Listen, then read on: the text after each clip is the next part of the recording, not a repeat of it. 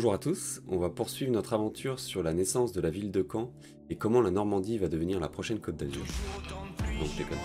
L'épisode d'aujourd'hui portera sur l'évolution de la ville au Moyen-Âge. Si vous n'avez pas vu les épisodes précédents, je vous conseille d'y jeter un œil pour rattraper le fil de l'histoire. Et pour les autres, on y va. C'est quand qu'on arrive épisode 3, c'est maintenant.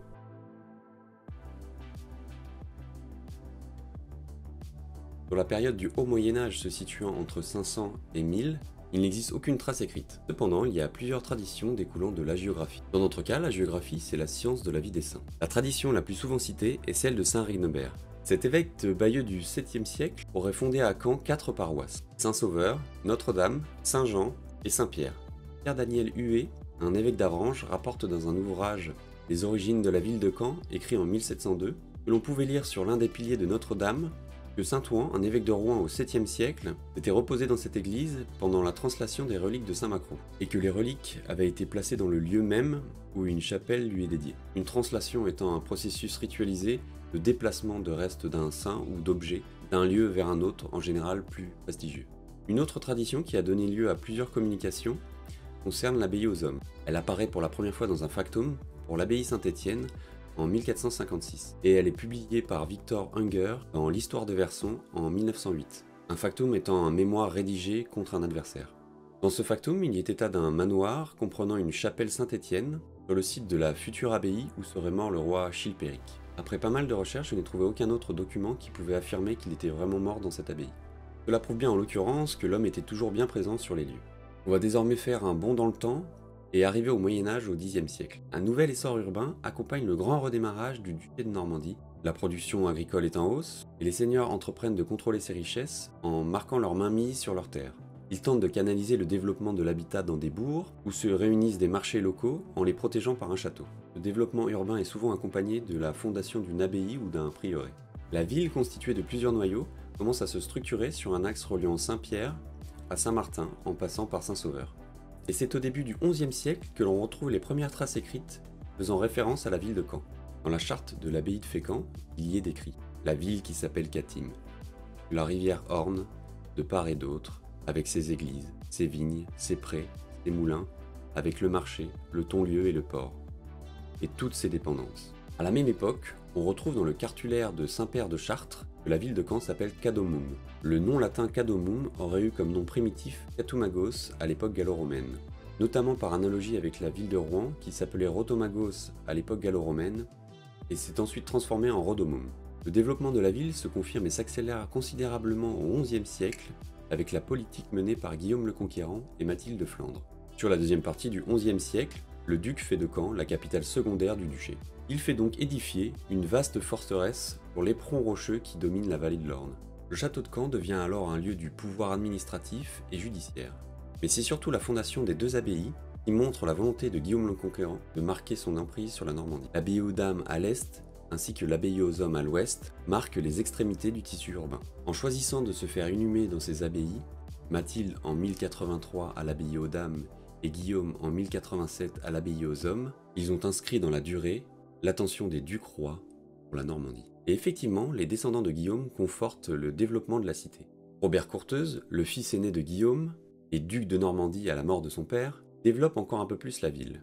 Et il fait notamment creuser un canal entre l'Orne et l'Odon pour assainir le terrain marécageux et offrir une meilleure protection aux agressions. Ce canal, appelé Canal Robert, forme ainsi l'île Saint-Jean. Son frère, Henri Ier de Beauclerc, qui s'empare du trône d'Angleterre en 1100 et du duché de Normandie 6 ans plus tard, fait aménager le château en y construisant un donjon et une nouvelle salle d'apparat, qui est l'actuelle salle de l'échiquier. Et c'est au XIIe siècle, plus précisément en 1170, sous le règne d'Henri II d'Angleterre, petit-fils d'Henri Ier de Beauclerc, une partie de l'administration fiscale et judiciaire est fixée à Caen.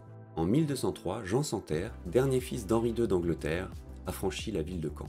C'est-à-dire qu'il donne l'indépendance à la ville de Caen, qui n'est plus sous l'autorité d'un seigneur. Caen peut alors se doter d'un beffroi, d'une cloche, d'un sceau, ainsi qu'un hôtel de ville. Tout ça bâti sur le pont Saint-Pierre. Pour des raisons de longueur, je vais vous épargner du pourquoi du comment, mais le roi de France, Philippe II Auguste, confisque les terres à Jean pour lui avoir désobéi. Et pour faire appliquer la sentence, il entreprend une guerre pour reprendre la Normandie. Caen tombe le 21 mai 1204, sans vraiment avoir combattu. La ville perd de son importance politique, mais garde son importance économique et reste la ville de Normandie occidentale la plus importante. Pendant la guerre de 100 ans au XIVe siècle, la ville se retrouve plusieurs fois au cœur des combats.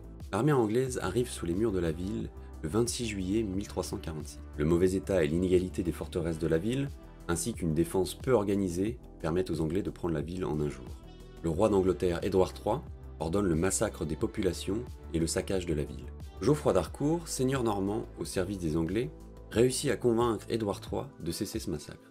Mais durant 3 jours, la ville et les 2 grandes abbayes sont mises à sac. Les Anglais continuent leur chevauchée vers le reste de la Normandie et laissent environ 1500 hommes pour prendre le château.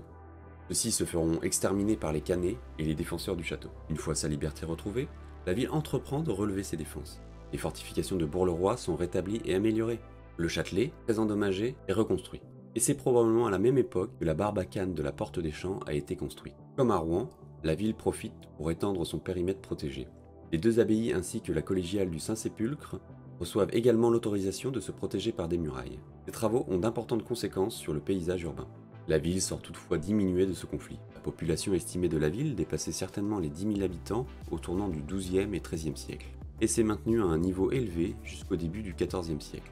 Mais il semble que la population soit tombée jusqu'à 5 000 habitants au cours du XIVe siècle, pour remonter à 6 500-7 000 à la fin du siècle. Au XVe siècle, et plus précisément en 1417, le roi Henri V d'Angleterre assiège la ville de Caen. Il arrive le 18 août sous les murs de la cité et bombarde la ville depuis la plaine de Caen. Le 4 septembre, l'assaut final est lancé et la ville de Caen tombe. Le château, lui, assiégé, capitulera le 19 septembre. Contrairement à 1346, les Anglais s'installent durablement. Ils occupent la cité et contribuent à la reconstruire.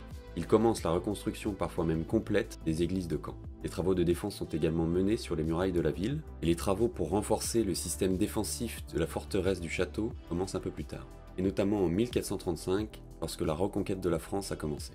C'est d'ailleurs à ce moment-là que la barbacane de la Porte Saint-Pierre a été construite. La région de Caen reste le lieu d'une très vive résistance à l'occupant anglais, et d'ailleurs en 1434, une armée de paysans tente de reprendre la ville. Elle sera fortement réprimée par les Anglais. C'est seulement en 1450 que la ville sera libérée, après un siège qui débutera le 5 juin et se terminera le 1er juillet à la capitulation des Anglais. Et c'est un peu après le départ des Anglais que le roi de France Charles VII confirmera la fondation de l'université de Caen. Après la guerre de 100 ans, la ville ne jouera plus qu'un rôle secondaire. Durant la même année, Louis XI viendra signer un traité de paix avec François II de Bretagne. Malgré ce traité, la ville subira des soubresauts de guerre de Bretagne. En 1473, elle sera aussi frappée par de nombreuses épidémies, et c'est dans ce contexte difficile que la ville n'arrivera pas à achever sa reconstruction, ni à retrouver son prestige passé. C'est donc la fin de la période du Moyen-Âge. On a pu voir que la ville a eu un certain essor durant cette période, ainsi qu'un déclin à la fin du Moyen-Âge. Le prochain épisode portera sur la ville à la Renaissance. En attendant, n'hésitez pas à vous abonner, à partager et à commenter la vidéo. Et sur ce, boujou!